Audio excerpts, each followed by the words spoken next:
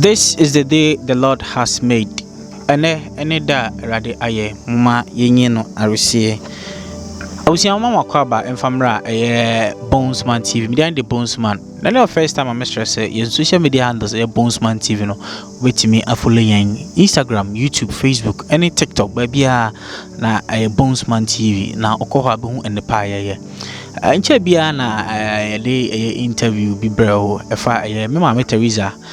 ne tebia anana setena na owu ɛwɔ dɔme abra a ɛwɔ Nkranza North abusia de to manim no madaroma mo yɛ mmoa ɛma yɛ update ɛbrɛ mmoa ɛnɛ a meka sɛ no ɛnɛ ɛna abra bi kwan mu ama yatimi aba bewie me mama Teresa ne dan yi se okay old interview now who say na enye sie na netie na net dan asebi na nsuto a timu se na ahokyere wo mu yie pa ti ma me de tuanim se oni amoa kakra ye adwen se nke be handa nkrompa ma no bet no se ahaya no pe enti abusia na ya ba ye ne abusiafo yi betwe enkomo nti interview na ye no se na yesiti na papa iti me ha na mama meti anom no ene se aba betena dan ye anima ye bedi nkomo mama etisen ayana na si bia boko bon bia na wada wona no adidi madidi tu you okay madidi ba wada ni awio is he feeling it saying home ke can't sing wada pompa bako bibia boko kesi nsuto ebo fara mamma ntu ya mume nsuto ya mobie utimi da ntamda menten tontom na an bo yeme tontom mi ubie bo pop bo ha pop mante antibiem no do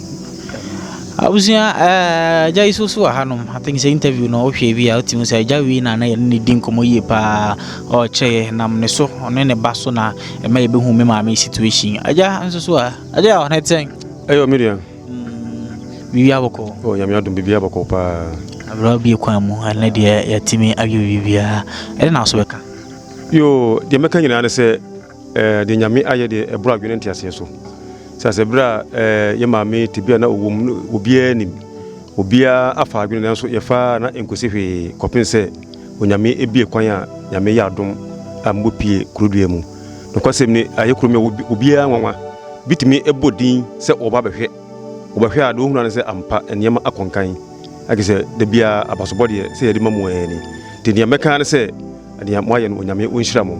wontre mo ahye mu na ne aso ye maame so yi oma enso afoforo so na nyame wonhyira mu de meka na se de me abraman edam ase ye maame Teresa edam ase wadam ase nti awusia na kese we de nyina eye aseda ema na ye de ma obibia yiwa wuyi bi ni obibia oyi bibia na aseda kese enko emfa ema wo nti abusia mesrese ye be sorry ye be pije mu kakra na fe de dan no de ni ya hwe inside so ne inside ni sitie was old one twa inside treo ti dan no se ne osi hu no nchen from start to nchen na ya se bibia ma ese dan no aye very new ye wie ya na enye no nko tu ye no chechi nso so abetima hu se ye wo aye toilet and bath nso so e wo hono ma eno so e bendan ni ye pa enti na sa na akwakoye ti ye bepege mu ne awura inside do na ya hwese ne dan ne sitie ti ura dan nim dia na kesese na dan no emu esitie enti ceiling any bibia no aye fe ye papa e wo dan nim na kesa ya ne gisem kese ye pa mpa no da so ni nyina no ya sesa ni nyina ceiling carpet any bibia aha da so mame eno ano no enti na de minim se awo oda wo beda wo hu enti ni nyina eye wo dia nti eda na abeka kire obibia wabo obia yo kafra atida kasi atida peti ndia mabe baba buami ya badi ya nyina nyako pon antara mfaba de antara 7 bako baya de Minni.